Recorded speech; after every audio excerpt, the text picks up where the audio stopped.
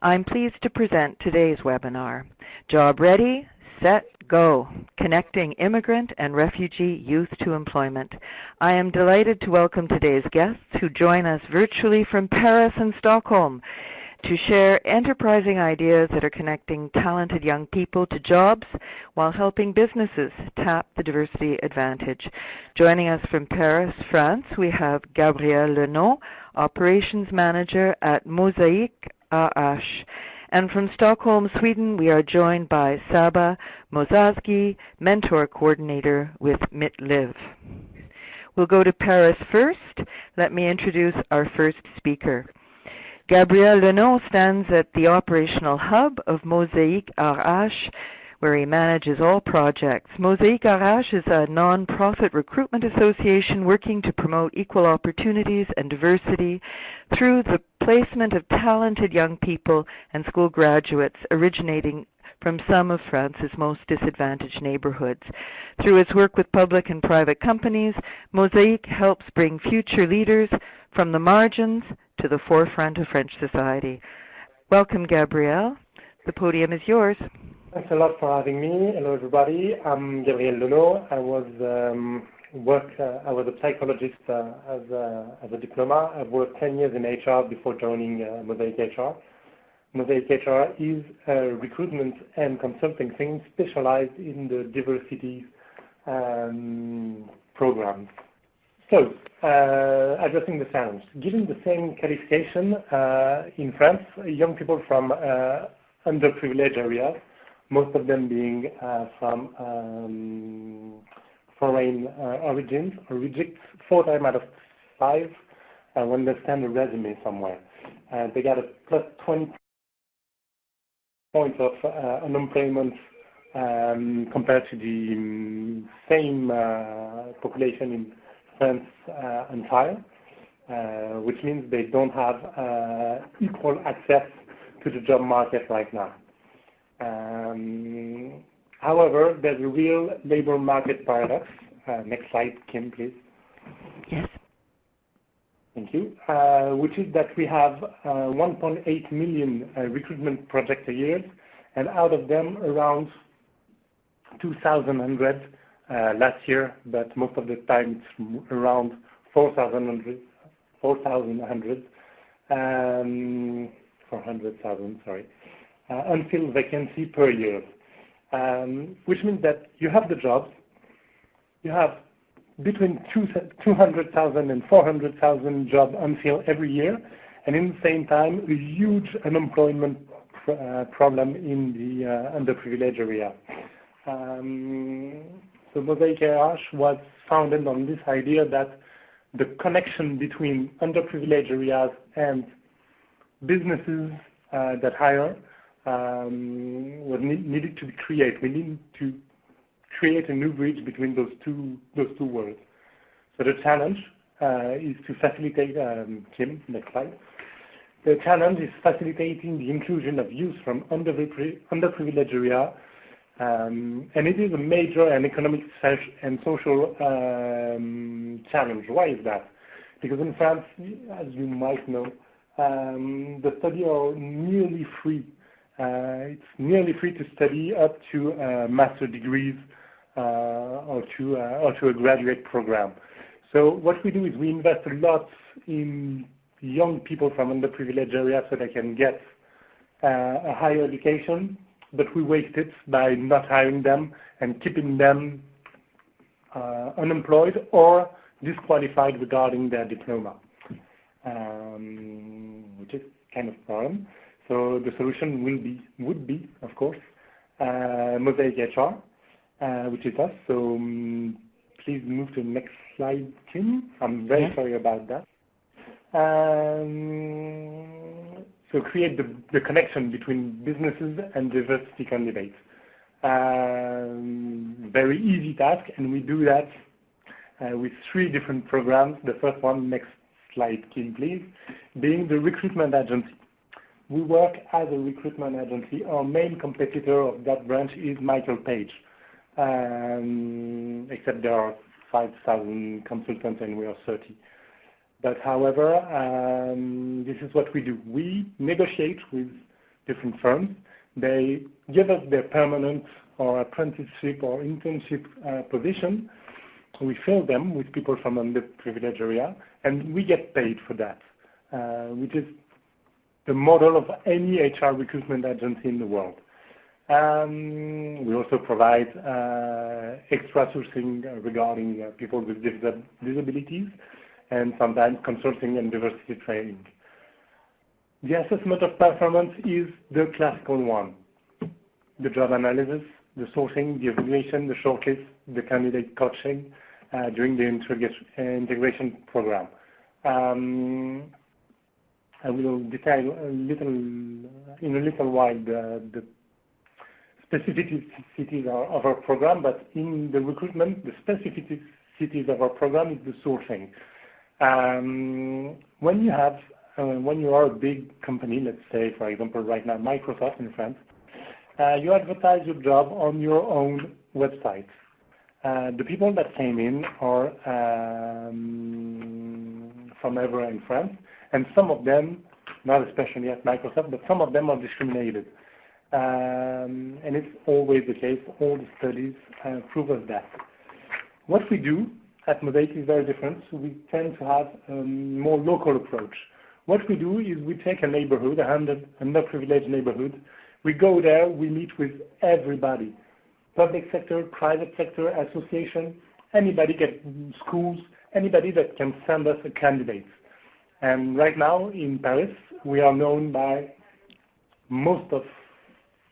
in most of the underprivileged area, we are very well known, and they know that when they seek an apprenticeship, an internship, or a permanent position, they can come to us. That's how we get some very different profile than what Microsoft or Google would have by themselves. So that's the recruitment agency, and that's the first brick of our program. The second brick would be the campus. Kim, next slide. Yes. Thanks. The campus, we have a problem here is that we do have a lot of candidates coming in, and we don't have as many assignments, unfortunately. So what we do, we train and we help the candidates train themselves, empower themselves in finding a new job. It's a long program. The usual training, coaching, mentoring, like someone from the firm, tons of different specific workshops on on some various subjects. The thing is, we placed like 80% of the people we coach in less than 6 months. That's actually the same result as all young graduates from France will get. But in the underprivileged area, it's usually 18 months. So what we do in this program is reduce the gap of unemployment from 18 months to 6 months and bring in back the people from underprivileged area to the level of the whole France and all candidates of France. And the third one is the campus. Kim, next slide, please. Yeah. The lab will be an innovation and engineering cell where we can try different things. We've tried the video resume, of course. Why the video resume? Because we feel that opposite to the anonymous CV, the importance is to be able to show that diversity is an added value to your firm. Show that there's richness and we shouldn't hide the diversity. For example, we're also working right now on something that's called Mozaïk Connect. Mozaïk Connect being a tool for an SMI companies that don't have the money to pay a recruitment agency to help them recruit anyway through our candidates freely. So that's mainly what we do. The result over the next 8 years, next slide, Kim, please, being 3,000 candidate placed and over 11,000 candidates trained. A little while ago, McKinsey studied our report, study our numbers and what we do, and they say that for each and every placed candidate, there's a 4,000 euros economic gain for the community because they start paying charges on their salary. They're not unemployed. They don't receive unemployed assurance anymore. So it's 4,000 euros per candidate place, which is combined to what we've done to Mozaïk, 12 million in 8 years. So it shows something. It shows that with much more less budget than that, actually, we can have a huge impact on the economy of our country. In the same time, we try to raise the discrimination effect, and we promote social balance in working class areas. And to the core of my presentation, which is the success and why it's different and what can be done anywhere in the world and help any social business in the world succeed, is in the next slide, Kim, please, which is the corporate engagement. What made Mozaïk HR a success is that the corporate world trusts us. In 2008, there was Mozaïk was a 2% association known by actually nobody, and our first client came in. It was telecommunication network in France, and they paid us for an apprenticeship campaign. And being able to convince corporates and companies trust us was really the thing that changed Mozaïk HR destiny. If they don't believe that promoting diversity is a key success factor for their businesses, they will not invest and they will not trust you. But once they've been convinced that there was a real economic bonus to be made from diversity, they started to trust us and to seek people from underprivileged areas. So that's really the key success factor right now. There's other factors in the next slide, please, which are various. I'm going to start at the bottom of this slide, which are extensive network, many contacts from underprivileged area, as I was stating before. The second one is being composed of professional and expert of recruitment, which is my case, but it's also the case of most people at Mozaïk HR. We are from the business world. We are a very atypical, a very unusual association, as we all came from the business world. We all come from HR position in big or small companies. And it helps us a lot building a credibility towards our partners. The next one is having a hybrid economic model, which is important because we are an association, we are an NGO, if you want, non-profit, I mean, organization, and we can have money from the state, but that's not how you build an organization that will last forever. Money from public sectors is getting lower and lower. So having a hybrid model with some money from the corporate helps us build for the future and being sure that we will continue to live for the next years. In 8 years, we've built quite a reputation. And the next one is being innovative. This is really key this is a key success factor. What we've done on the apprenticeship was the pilots, was something that we weren't sure it was going to work. Now it's our key product.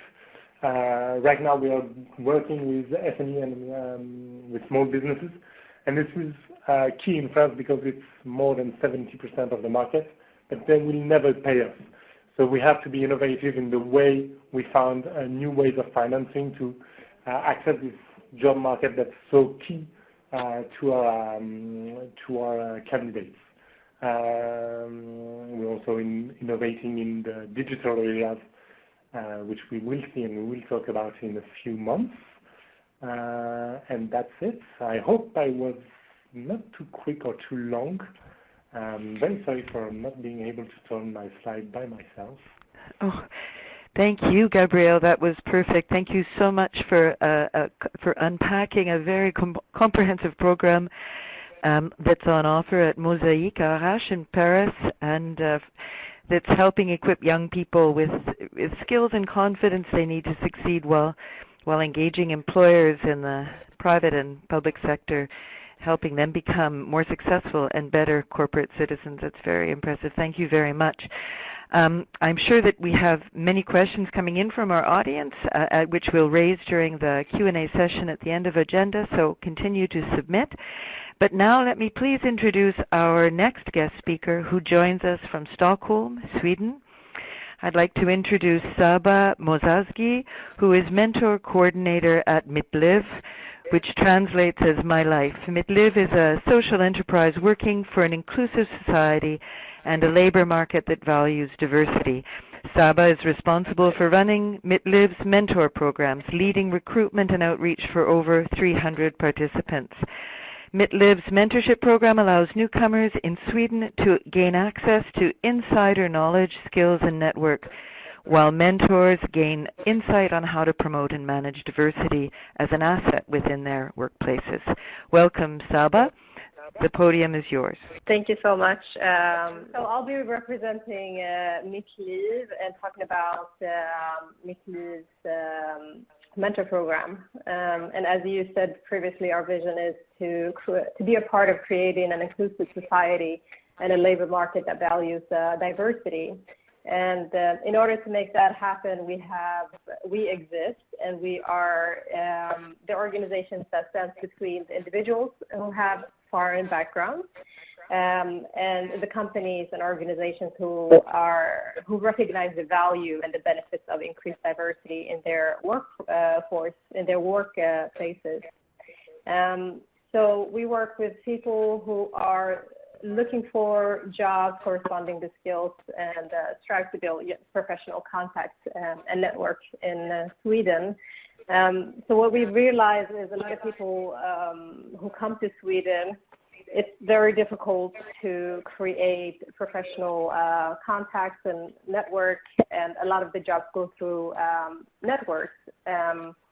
And there are companies who are looking for these talents, but they cannot find them. And that's one of the reasons why we exist. And so to kind of like build a natural meeting place and a bridge between the individuals who have foreign backgrounds but are educated but lack the contacts, and the companies who are looking to welcome them, and as well as increase their knowledge about diversity. Okay, so I'll see if I can get into, I can't get into the next slide, but so the people who are participants in Mitt Liv's mentor program, so now I'm on the next, there we go, perfect, thank you. So the mentees are individuals who have foreign backgrounds. They have education that is post high school, and in fact we do get a lot of, most of the applicants that we have are actually college or university degrees, or some of them have even masters and even PhD. So they're very, very qualified, experienced, and educated. They have been in Sweden relatively short time, so their Swedish could be basic, but it could also be they could also be proficient. They also need to have a valid residence. So if opportunity were to show up during the mentor program, they are able to take on that job. And the mentees also, they don't have jobs that's equivalent to the education or qualification. So these are some of the criteria that we look into when we take on mentees. The mentors that we work with, they come from the organizations or the companies that we partner with. And the mentors have good knowledge about the Swedish labor market. They are obviously also curious and committed to helping another individual's growth and inviting them into the network. but as well as they're quite motivated to help, but also grow and increase their knowledge about diversity and becoming an inclusive leaders. So what we believe that we do through our mentor program is that we open doors for great diversity into the workforce. And these are some of the companies that we work with. So we work with organizations and companies both from the private and the public sectors, and there are a lot of them are major companies, but some of them are a little bit smaller. Some of them seek our services, so they come to us for various reasons. They're a different level as far as their diversity work, but one thing that they all have in common is that they see a value in having a balanced and diverse team. And so some of them come because they're very interested in participating in our mentor program. Others, they would like to have some kind of recruitment support, and we can provide that too. Some of them want to get some, take part of our workshops and get educated around diversity and so on. So they have different needs, but they all partner with us because they see the value that we provide through our services. So this is kind of a picture that shows how the Mitt Liv mentor program runs. So it's a whole year or 2 semesters long program, and it starts. We just started one program in September, and we have another program that starts in January. And so it's a job search mentor program where we couple the mentees with a mentor who have a similar background, and it could be a similar educational background, a similar work experience, and they get to work together throughout this whole year. And as you see on this slide, each month we meet at least one time, and then we talk around different things. So we start off with an introduction into the mentor program, and the next one we speak about networking, and then we actually get to network with their mentor and with the other mentors in the program. And we have 75, this is the Stockholm program, by the way. We have programs in Gothenburg where it initially started, and then Stockholm, Malmö, and Östergötland. So the slide that I'm showing is but they're all set up the same way, and they run equally as long. So in October, for instance, we'll be talking about networking, the value of networking, how do you network here in Sweden, and then they also do have an opportunity to network within those mentors who are in the program. And this is what we see, actually things really happen once you start meeting people and developing those relationships. It could lead to employment. And next we speak about resume, interview training, where they actually get to practice their training. We also talk about organizational skills, where we have a panel of people. They talk about these different organizations and how it works in their respective companies, which is very, very important. If you're relatively new to Sweden, this is one of the, it's very valuable for our mentees that we really like to know how these different organizations, how they work. And then we'll also have a Mitt Liv event, which is a big event where we invite all the participants of this year and also like previous participants, so the alumni. All the meetings are held in the evenings, and besides these set meetings, which are roughly 8 times in total, we expect the mentors and the mentees to meet individually. And this is actually where they have the opportunity and the flexibility to meet maybe at the mentor's workplace, or perhaps do like a company visit, or we also encourage both the mentors and the contact and the partners to perhaps provide them with a internship, which is very, very valuable for our mentees. This next slide, Mitt Liv Program 2, and this actually is the first year where we have 2 programs in Stockholm and Gothenburg. And this is just this is evidence that our program has been very successful, and we have been able to provide the services that our partners see great value in. So we have doubled our program, so we're able to provide more mentee spots for our candidates, were equally as many. So 75 people, mentees will start in our program in January as well, and the setup is exactly the same. It's a job search related topic, so we go through about the same thing: networking, resume, and so on. So the value that the mentors provide is they will support and guide the mentees in the job search process. They'll also give them an insight of how the Swedish workforce, how does it work here? How should the resume look like? What should you do when you go to an interview? So they will coach them throughout this process, and they will also have an opportunity to invite them into the companies, as I mentioned earlier, and we always encourage the mentors or the contacts that we have with our partners to provide internships.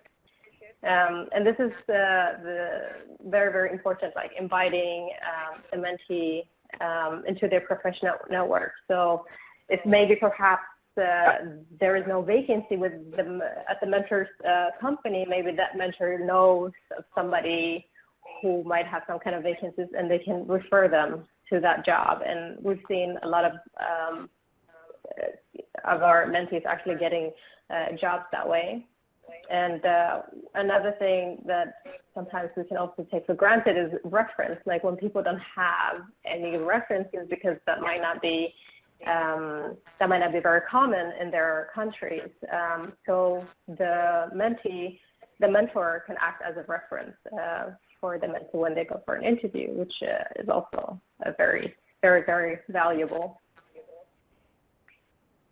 The matching process, mentioned it before, so we look in as many aspects as possible, like the education, the experience, the competencies in the industry, and obviously how motivated. We get a lot of applicants. So this year, for instance, we had 200, like this is in the Stockholm, we received 200 applicants in Stockholm, and we only have 75 spots. So we then have to see like how many mentors do we have in the program, what type of background do they have, and then we look at the mentees as well. What are their ambitions? What are they looking to get into?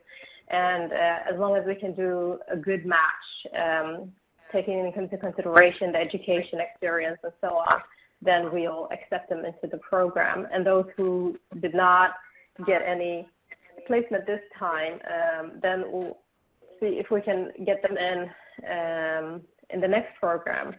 But I see like the demand is very high for this type of program. So here we have a little bit of results. So we started in 2008 initially.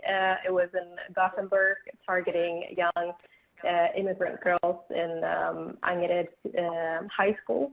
And ever since then, we've had 1,870 participants, and about 86% of the mentors report that they have gained greater understanding of the integration and diversity. 90% of the participants have continued relationships with their mentors, mentee, even after the program ends. And 56% of last year, the program have gained some kind of work experience during that year. And this is very impressive numbers, obviously.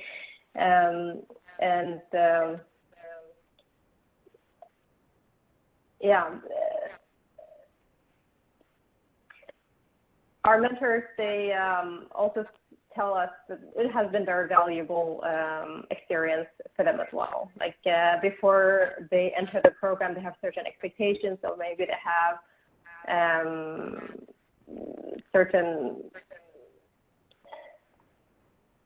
certain expectations, but it has definitely exceeded their expectations. So this is kind of a typical partnership. This is the type of services that it includes. So besides the mentor program, so each partner gets about 5 to 10 mentor positions. So 5 to 10 of their employees can apply to become mentors. We also provide strategic consulting related to working with diversity, and it could be diversity, developing a diversity strategy, employer branding. What does the company signal to their customers? We also, obviously, being a part in our network, they are able to, we have events related to where they can actually network and have contact and network with the other 50 companies that we work with. And we also provide professional development, so lectures, workshops on questions related to diversity. So the last slide here, some of the challenges have been, because we've grown in just this last year, we've doubled our programs. So the challenges have been to grow and without compromising the quality.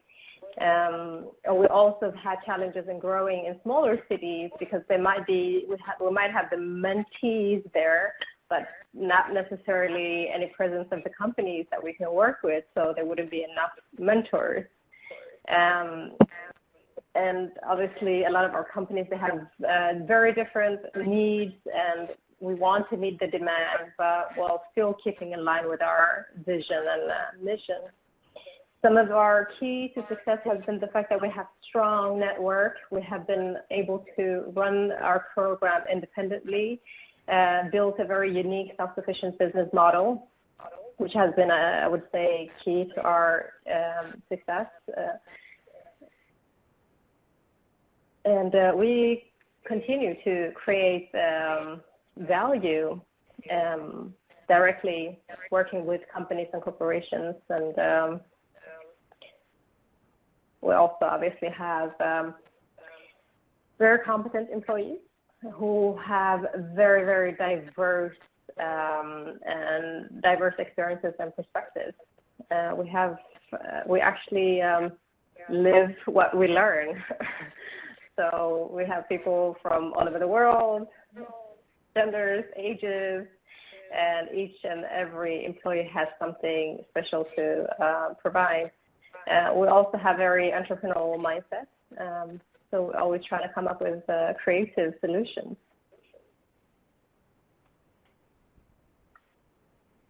That's it for me. Thank you very much, Saba. Thank you for showing a very vivid picture of a rapidly expanding programs, and for showing us how a business and a social agenda can be aligned to create a win-win situation for new immigrants and employers and for society at large. That was just great. Thank you very much. I hope all of you in the audience have learned as much as we have from these great examples, these great ideas, which are ready to be replicated and adapted in a city near you. So please take note, connect, and get started.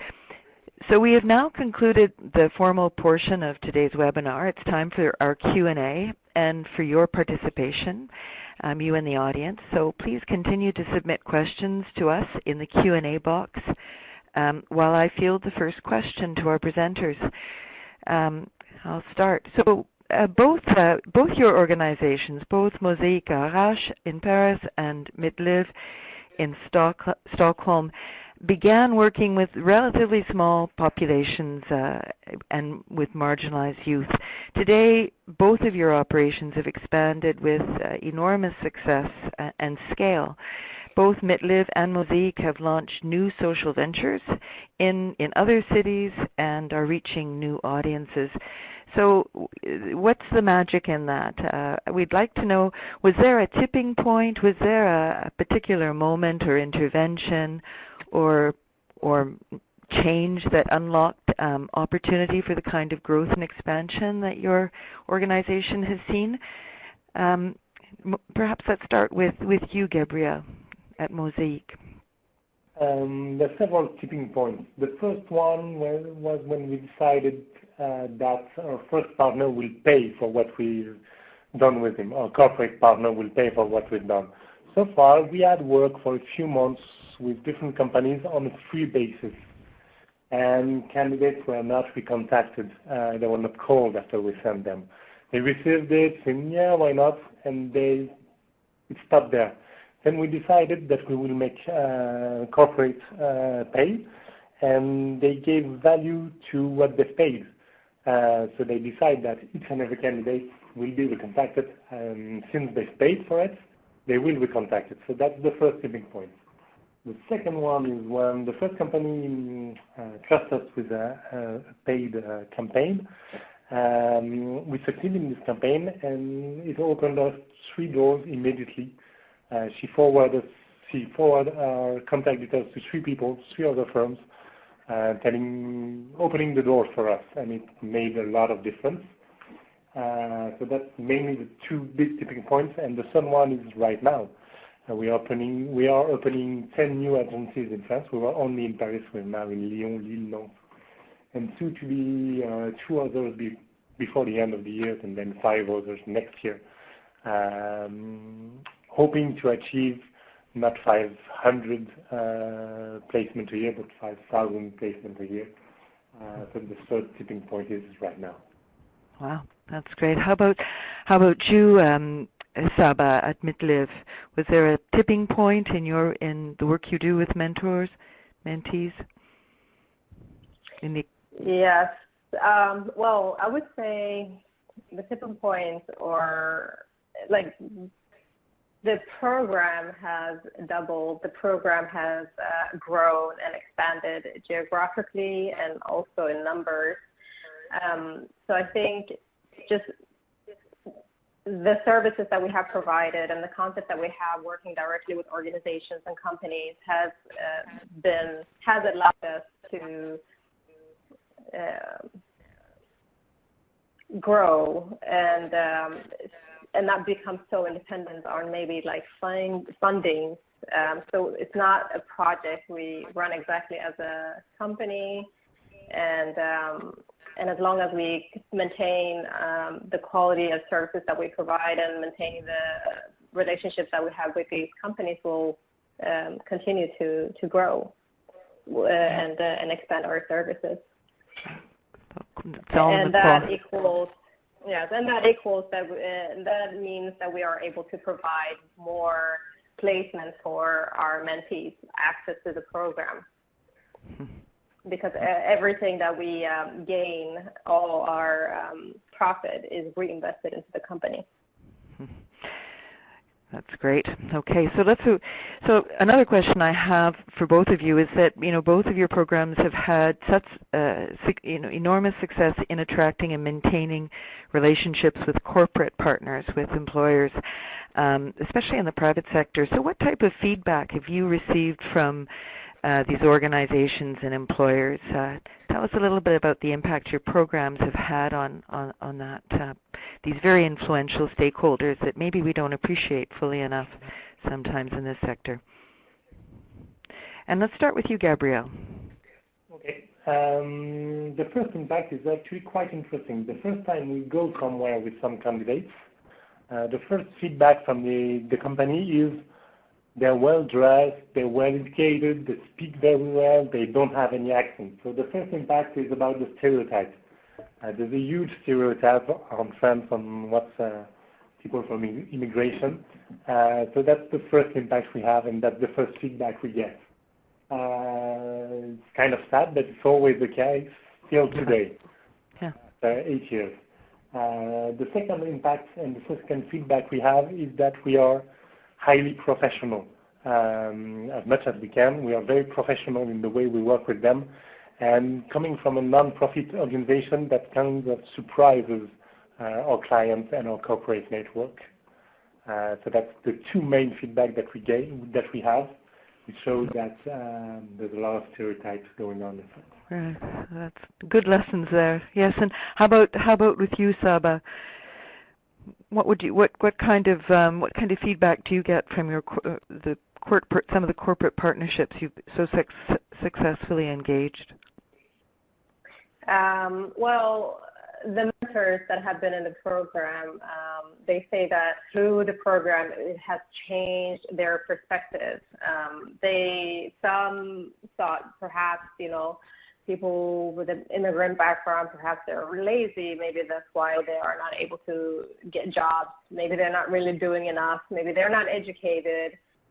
So having all these, judgments but once they are able to meet with our mentees who are very, very motivated, highly educated, experienced, and very much very eager about getting a job. So through the program, they gain another perspective. They understand also wow, it's not so easy to enter the job force in Sweden. Well, it's not so, coming here is not so easy.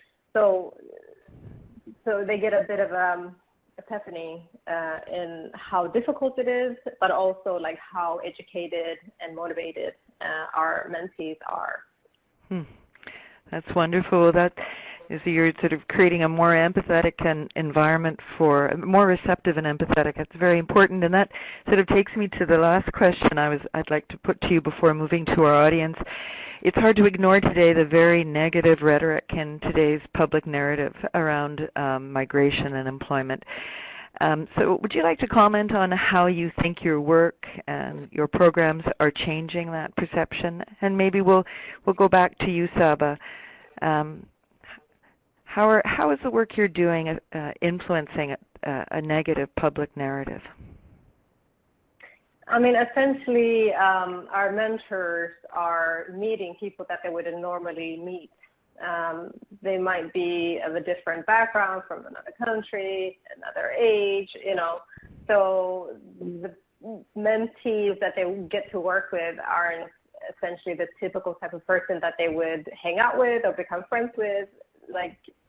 So they're meeting someone who has a very unique background. So that meeting in itself is kind of a very important meeting, and a meeting that opens a lot of their mind and eyes.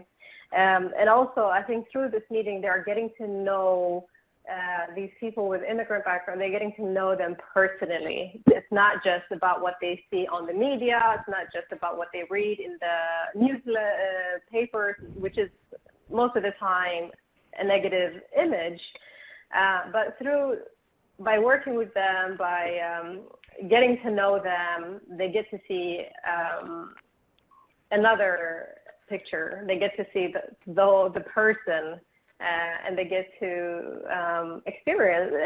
And we do evaluation after each mentor program, and the majority, we have very, very positive numbers. The majority of them just have very good relationship with their mentees, and the majority continue to have, over 90% continue to have a relationship with them.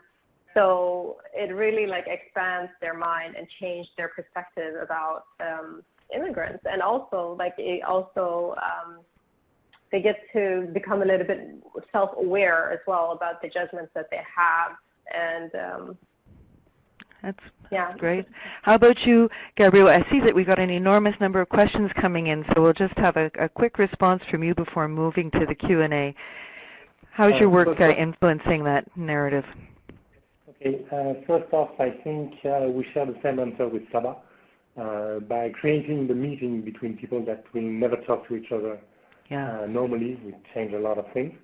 And second one is by, actually, we do have a lot of press coverage from TV, from media, and we are not really seeking it, but we think that it's a way to speak about those areas in a different way than what the usual media will do, which is very important, and I think we can help a little with that. Okay. All right, great. We've got a lot of questions. We're gonna try to get through as many as we can. So we'll, and some of these questions are practical, and don't require a long answer. I've got a question from Sophia, who's with BITC Ireland. A question for Gabrielle, as well as a question for Saba. Sophia asks Gabrielle regarding, she's interested in the training they deliver, the length of the training, the kind of content covered, noting that you've been able to train over 1,300 people a year. So she wants to know, what is the size of your team? What is the size of your team? How are you able to do that? First off, we are like 30 people, which is much a lot. On the training, what we do, we do a 2-day training and then a follow-up for 6 months, 7 months actually. And we do work with a number of volunteers. A lot of the workshops we do are made by volunteers. Some of them are clients in the same time. So this is how we do it. It's not an easy task to train all of them, so we do have a lot of volunteers coming in. Great. And Saba, for you also from Sophia in Ireland, how many team members are involved in the mentoring, in the training that you do, in the mentoring program? Yeah, so we exist in 4 places in Sweden, and in each, so like in Malmö, Östergötland, Stockholm, and Gothenburg, Göteborg, we have a mentor coordinator, like I am responsible for the mentors, and we have another person who's responsible for the mentees.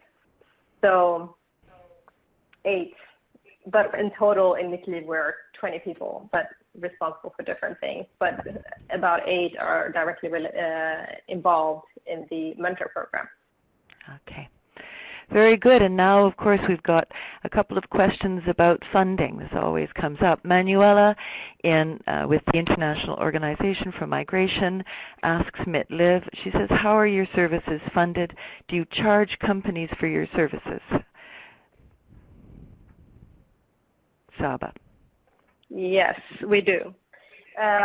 So we provide, most of the time we have partners and we provide the whole package, like the slide that I showed. So it would be the mentor program is a part of it, but also like the consultancy, training, workshop, recruitment, and the networking as well. So it's about 4 different type of services that we provide. So we charge for that whole package.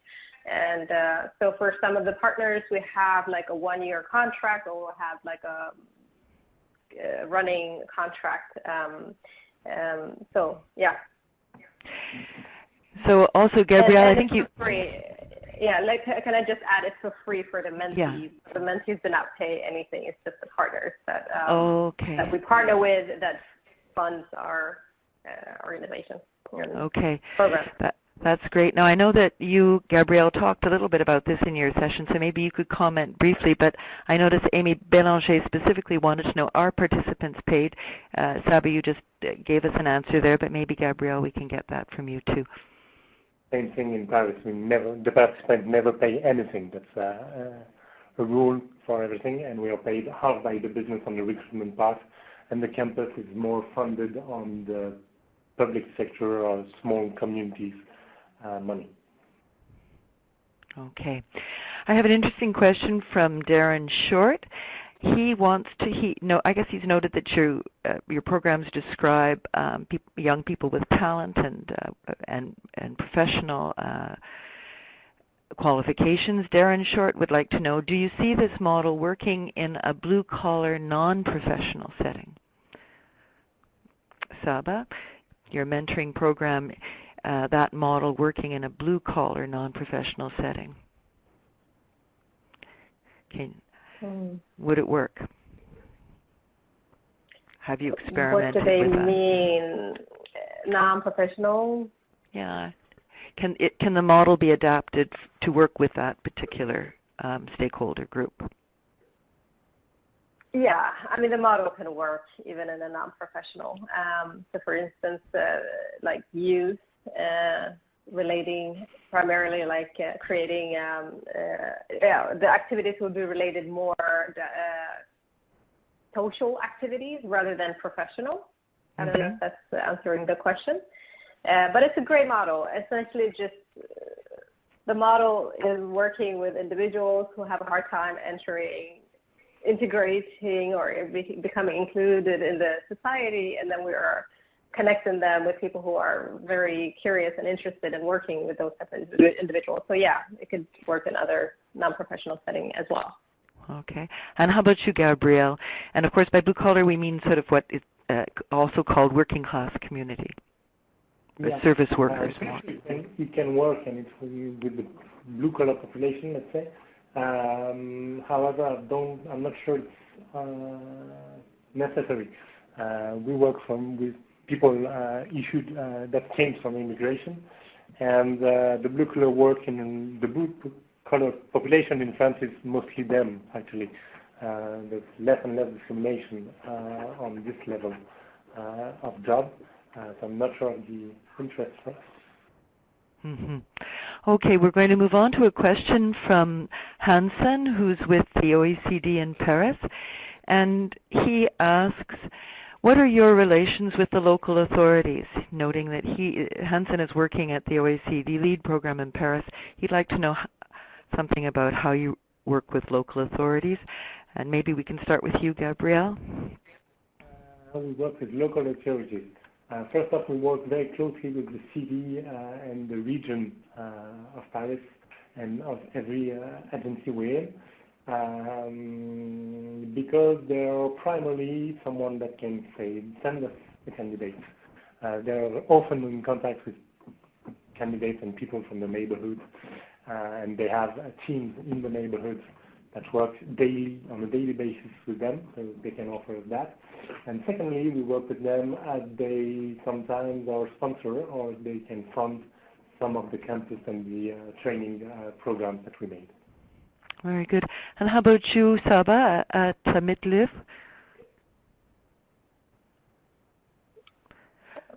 Working with the local city authorities? I'm not quite sure, but we do have one of our partner right now, which is Stockholm City, which has 40,000 employees, and we just partner with them. I think that's a great. Of course, cities are often the biggest employers in many cities, so a very, very important public institution, and in that group. I have another question here. Sorry, I'm moving through as many questions as I can. We've got a lot. This one comes from Marco, who's with Project Ahead, and he's interested in whether you have any kind of mentoring programs for potential self-entrepreneurs. He's located Project Ahead is a social incubator based in Naples, Italy. And so how have you tailored your program, or do your programs address potential entrepreneurs? Gabrielle? Actually, we don't. We do have a twin organization that's called LADIV. It's been run by Majid El Jaoudi, that does mostly exactly the same thing that we do, but with entrepreneurs. They train them, they help them develop their programs, and help them also run through sorry, I love the word in English, the big company process when they're buying something from a small entrepreneur coming from underprivileged areas. But it's not us, so we have a twin organization that does that. Okay. Great. And Saba, are there entrepreneurs, future young entrepreneurs involved in your programming? Actually, we do have some mentees who are interested in those types of coaching or mentorship. Our Chapter program is really just for job search. So we don't have anything specifically tailored to that. But we do have mentees who are interested in entrepreneurship and actually get very inspired. And after the end of our program, they start their own business. But we don't have anything directly tailored for them. Right. I guess those social networks are just as important for that community.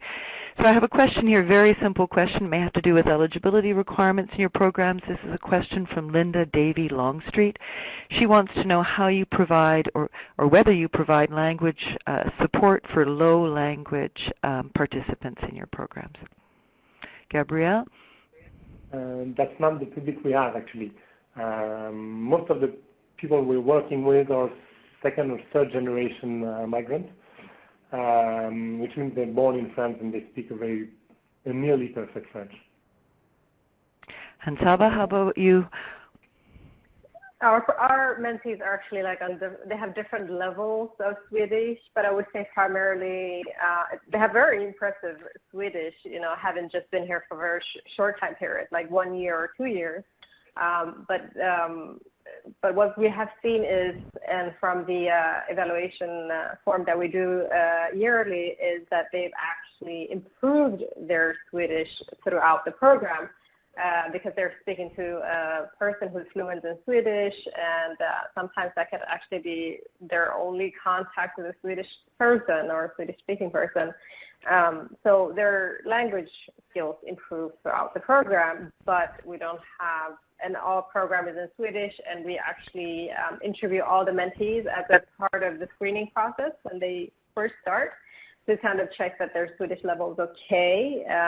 But other than that, we actually do not provide Swedish language classes. Okay. Well, we're running out of time. We have lots of questions. We'll have to collect these and see whether we can post them after the event. There is one question remaining, though, from Candy that I think, given the current situation and refugee crisis that we are increasingly all engaged in addressing. This comes from Candy, and she says, it seems like these programs target specific skill levels or educational backgrounds. She says, how would you address the challenge of refugee youth looking for employment who have lived in refugee camps for a longer period? Now, I recognize that's a hard question. There's no simple answer, and we have very little time, but I would love to put to both of you, Saba and to Gabrielle, the question of whether your programs are addressing some of the challenges faced by these new refugee populations in our cities, and the challenge of attaching that particular stakeholder group to the job market. So, Gabrielle? A huge challenge, and we have a project on it right now. In France, they do spend at minimum 9 months before they know if they will be allowed to stay, if they will get some papers or ID. And during these 9 months, we partner with other organizations that provide beds, sheets, and food, basically. And we do come there. A few associations come there. One is learning them French. And we do come in the second time to help them and train them on what they've done so far, how is it transferable to France, do they have to, do their job require extra training or extra diploma to be exercised in France, and everything, and how to work and how to address the job market in France, how to build a CV, whatever. Especially for France. It's a very short program, but we are building it as we are talking right now. Bravo. Maybe I'll have a strong answer in 6 months. Well, that's very good. We'll have to come back to you to learn more about that. That's excellent. And Saba, how about you? How is Mitt Liv developing programs to help with refugee settlement? Or can you see the program being adapted for that population? Right now, all the mentees that are in our program need to have a residence card. So we have something for youth, so it would be like youth in high school where they get to have mentors who are in university, so they can kind of like coach them as far as like that path from high school to university. But we don't, yeah. Okay, well that's great. We've come to the end of the Q&A, and I always take the privilege of closing by asking our presenters a couple of very short questions right at the end. I like to ask people what is the one most important secret to their success. If you had to put it in a word or two, what would that be? And Saba, let's go to you. I would say our business model is very unique. So in that sense, working directly with companies and get funded that way, will allow us to the flexibility and being able to work independent, so we wouldn't be so dependent on getting funding from authorities or so on. And also, obviously, continuing to put our eyes on our vision and knowing that the mentees are our prime target audience and the companies who are looking to get our services. So quality and quality of service and the business model that we have. Great, thank you. And how about you, Gabrielle? If there's one word or two for the secret to your success. First one, same one as Saba for the first one, which is corporate engagement and being able to get funded through companies and not only public sectors. And the second one would be to keep being innovative and launch new projects every year and try new things, because you never know what's going to work. Right, very good. And for both of you, is there what's your next move? Is there what's the next big idea for each of you? Gabrielle, I know there's lots of irons in the fire. First one is opening 10 new agencies. We have done 5. We still have 5 to go. Second one is working with the migrants. And third one is investing the digital work, actually based on an idea that was incubated in the Ryerson University, which is called, I can't remember the name, which is an online platform to connect people from the DMZ, the Digital Media Zone. Program, actually, it's called. Very good. And how about you, Saba? What's the next big move, big idea for you at Mitt Liv? Definitely, similarly as Gabrielle said, investing in the digital world, seeing if we can reach out to even more people digitally. And obviously, we're also seeing if we can expand geographically. And just this fall, we started the recruitment services, providing that. So, yeah, always thinking long-term and innovative and continuously improving. Well, that's great. Thank you. Thank you so much to all of you. Our time has run out. We will send all our unanswered questions to our presenters. But for now, on behalf of all of our participants, the Cities of Migration team here at the Global Diversity Exchange, I thank Gabrielle Lenault from Paris and Salma Mozaïk from Stockholm for a really brilliant, informative exchange of ideas. Thank you. To our audience in Cities of Migration everywhere, I want you to imagine this excellent work being interpreted in your city or adapted by your organization or changing the neighborhoods that you live in. We'd like to hear your stories and share more good practices, so please stay connected. This webinar recording and downloadable resources will be available at www.citiesofmigration.org. Please bookmark the page and share it with your colleagues and networks.